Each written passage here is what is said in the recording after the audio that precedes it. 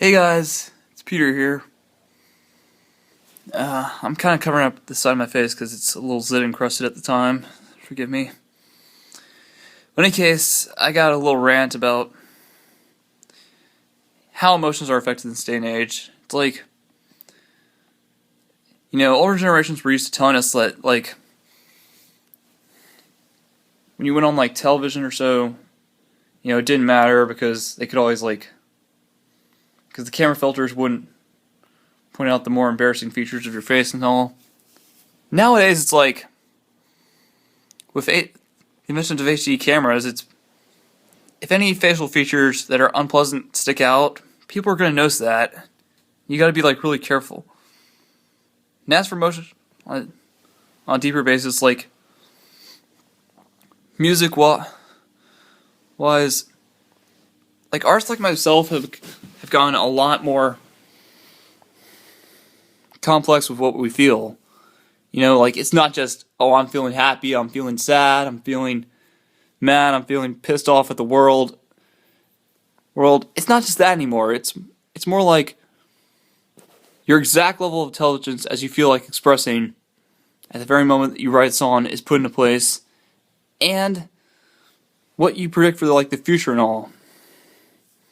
I've seen this in artists like Mumford & Sons, Lady Gaga, Kesha, Kanye West, Foo Fighters, a whole lot of artists out there. And I notice this has become sort of a growing trend over time. Years from now, how our future generation is going to handle their emotions living in this digital age. Do we want them to come off as just like spoiled brats or mature individuals who actually know what they're doing? I mean, you really got to think of how emotional intelligence is affected in this day and age.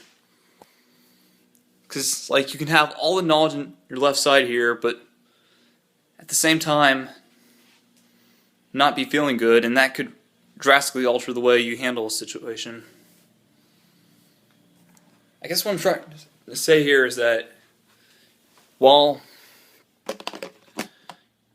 emotional intelligence may not seem all that important at times, in the long run, it does matter. One of the ways it's affected me lately is I noticed I've been struggling a lot more to find the right words to say. I've been trying to use my free time more creatively. Now, obviously, as you might have seen in my latest song, I've been trying to abolish the habit of talking to myself because I think it's a terrible habit and I don't ever want to resort to it again. Trust me. I know it gets personal, but if you guys can handle my personal feelings, I appreciate that. My dad was giving me a talk the other day about personal and public relations in business sense, because that's what a lot of people in business these days worry about. Whether their business that they're invested in is going to affect their public relations, or it's going to drastically alter them in a way that's just nerve-wracking and doesn't comfort them at all. And it can be a dark, disturbing series of thoughts to think about, but you don't really want to go down a dark path if you're just uncomfortable with it. I mean, if you're willing to just deal with that discomfort with the right attitude, yes, but otherwise, no. I say hold off on that.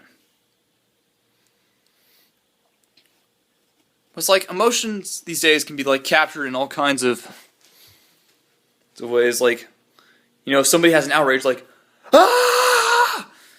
That can easily be captured on film. And pretty soon the whole world would know that person threw a fit and just lost it. Some big train wreck of an emotional breakdown. I was watching the final episode of The Office last night, and remember the scene where Ed Helms' character, Andy, won the acapella singing competition and just had his video go viral after his character just had a breakdown of not making it. Yeah, stuff like that.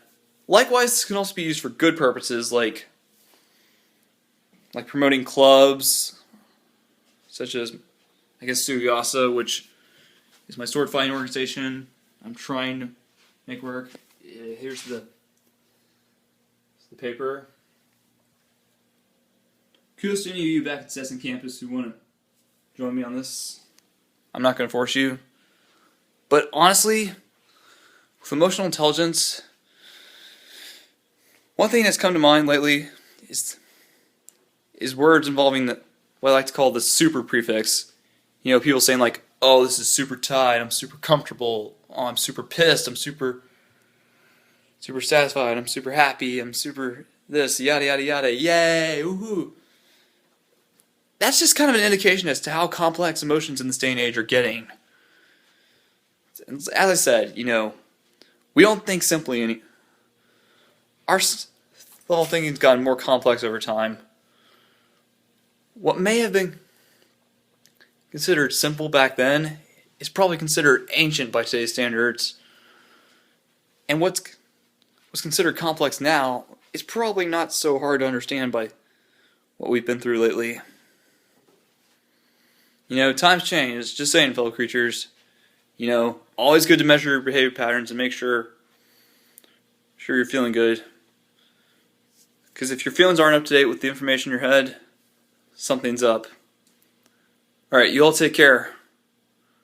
Siegel and I are going to perform some on our own time here. I'll catch you all later.